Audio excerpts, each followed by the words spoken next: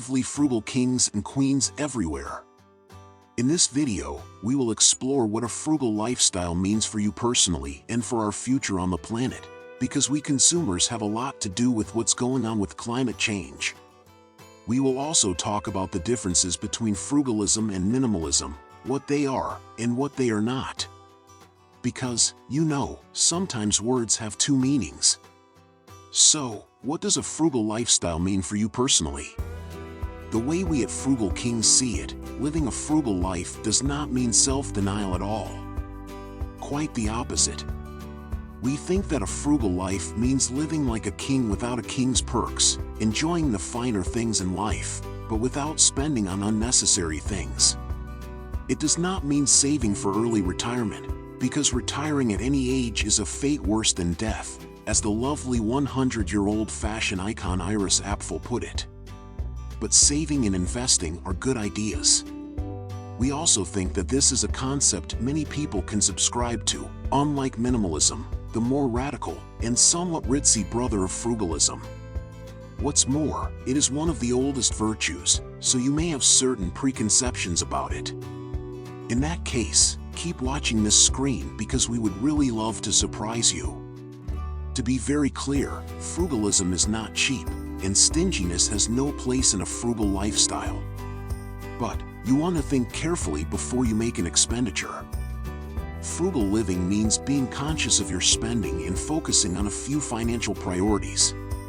It means giving up what you don't really care about, to have more of what you really want or need. It means looking for value instead of showing off, spending on experiences, investing in yourself and your continued growth, making time for friends and family, and creating opportunities to pursue your interests. Many of us know that many possessions are unnecessary to live a fulfilled life. The accumulation of possessions does not increase the quality of life. Asset accumulation, however, is something a frugal king or queen should be very much inclined to consider, be it shares, mutual funds, ETFs, property, collectibles, or whatever is likely to increase in value. So, consider this: is your present lifestyle necessary for your well-being or even happiness? Whenever you feel like acquiring something, ask yourself, do I really need this? What are the important things in life? What can I do without? And what can I do for free instead of paying for it? Think gym membership versus a free fitness app. Also, think about what the consumerist rat race does to you. It seems to do much less for your happiness than it does for an elevated stress level and for corporate profits. It's a cheap trick because the novelty of new things wears off quickly. So, chasing the dopamine rush with the help of new things means that more and more is never going to be enough. Incidentally, and perhaps most importantly, being frugal is also an effective strategy for households against inflation and recession, and therefore a big help whenever life seems to become ever more expensive, unaffordable, or downright unpleasant.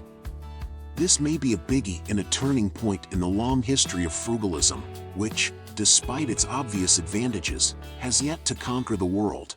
Now, let's look at frugality and what it means for our future on the planet. A frugal lifestyle does not only benefit you personally. It is a win-win concept that goes far beyond personal budgets and saving money. Because the alternative is to consume our way into our collective demise. Which, as Douglas Adams would have put it, will make a lot of people very angry and be widely regarded as a bad move. We are going overboard with buying stuff we don't need, while endless consumption and growth must necessarily hit a wall on a planet with finite resources. And the writing has been on the wall for some time now. The 1972 Club of Rome report on the limits to growth pointed out that either civilization or growth must end, and soon. This is a simple enough truth, but our decisions are often short-sighted, and we tend to sweep inconvenient truths under the rug of our comfort zone. You might say, well, look at us, we are still here, but the truly catastrophic effects of climate change, such as more severe storms, floods, droughts, heat waves, crop failures and wildfires, are now finally being felt by almost everyone. The pigeons are coming home to roost, and some tipping points have almost been reached.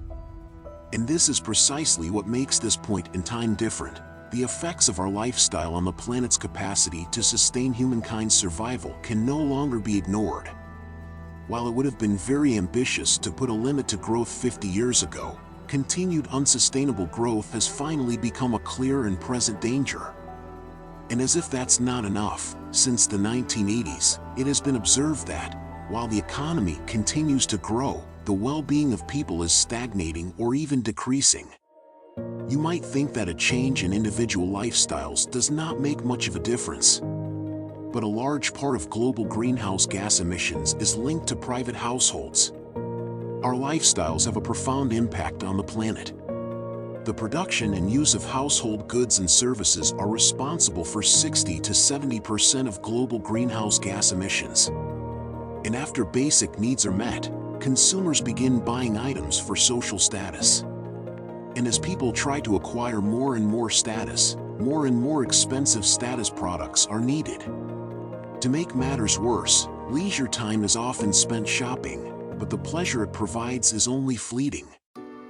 There are those who say that less consumption is an attack on our economy and society. This is a very popular killer argument. The answer to this is, reduced consumption of harmful, wasteful, and unnecessary things does not have to be a killer of the economy. What's needed is a retooling, a decoupling of increasing GDP on the one hand and greenhouse gas emissions on the other hand. Some of the keywords here are reduce and reuse, recycle and upcycle, and conscious consumption. In a green economy, as opposed to a brown economy, growth in employment and income results from economic activities, infrastructure, and assets that allow reduced carbon emissions and pollution, enhanced energy and resource efficiency, and prevention of the loss of biodiversity and ecosystem services. Economists are divided on the question if green economic growth is possible or not. But consider this, for most of the time that Homo sapiens has been around, there has not been any economic growth. Moreover, the wealthiest 10% of the world's population is responsible for 50% of the total CO2 emissions.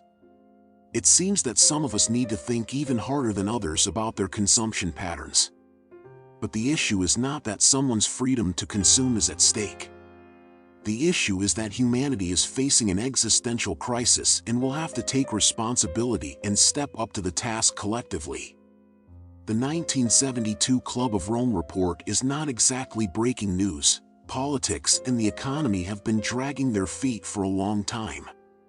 Some say that it is too late now for local solutions and that things need to change on a global level. But all 26 climate change conferences so far did not have any impact on greenhouse gas emissions, which continue to grow on a linear basis.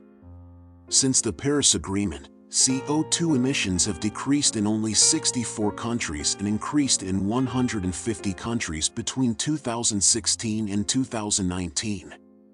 And that is exactly the reason why, collectively, we consumers should take things into our own hands and make a difference. To decarbonize the economy, social tipping points need to be triggered. If we like it or not, this is not just a perfect time for us to reconsider our lifestyles. It looks like it's our last exit before extinction.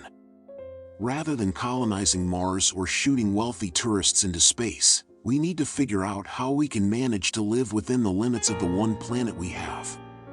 And contrary to popular belief, it really isn't the climate or the planet that need protection. We do, from ourselves.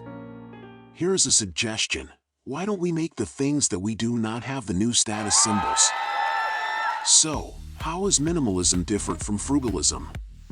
Minimalism is the more radical, but less thrifty brother of frugalism.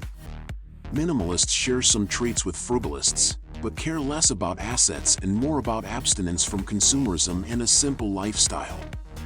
They reduce the number of things they own because they feel that too many things are just a burden and a distraction. Shopping malls and Black Fridays are not a minimalist's preferred ecosystems. Perhaps minimalism is for you, but keep in mind that minimalists can spend substantial amounts on quality rather than quantity. Minimalism is often equated with simplicity.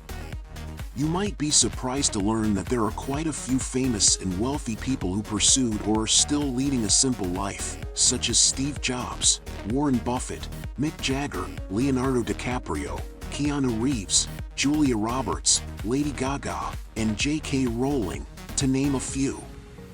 Minimalists are detached from things. Material possessions don't make them happy.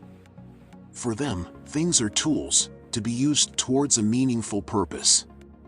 Impulsive shopping is not something you will see a minimalist do. They can easily say no to things they don't need. But the goal may not be to save money. The goal is rather to simplify life and make space and time for the essential things, whatever they may be. A minimalist, therefore, could be inclined to splurge on whatever is deemed important. Depending on your priorities, this could be a charity, a Mac Pro, or a Tantra retreat. This is the reason why minimalism sometimes has a ritzy reputation. So, is it better to be frugal or a minimalist, or a bit of both? In a nutshell, minimalism lets you focus on your goals by removing excess in some areas, while frugalism is a way to curtail your spending. Minimalism is more of a value-driven mindset, while frugalism is more of a reaction to the need to adjust spending behavior, or a drive to reduce expenses to gain a degree of freedom or independence. It follows that minimalists are not necessarily frugal. But, of course, there are all kinds of overlaps. We suspect that there is such a person as a frugal minimalist. A person who wants to spend less when buying something, who does not want to own too many things and appreciates the freedom and the almost unbearable lightness of being that comes with that, and who cares about quality but will not overpay for it. And here are some calls to action. In the comments below, tell us if you are considering a lifestyle change, what is your main motivation, and what are your goals? What could be done to convince people that overconsumption needs to be reduced? What incentives are needed to make people change their consumption patterns? If you enjoyed this video, hit the like button and don't forget to subscribe to this channel, lest you miss out on our other videos to accompany you on your journey to frugal bliss. And don't forget, traveling light is the only way to fly. Hope to see you again soon.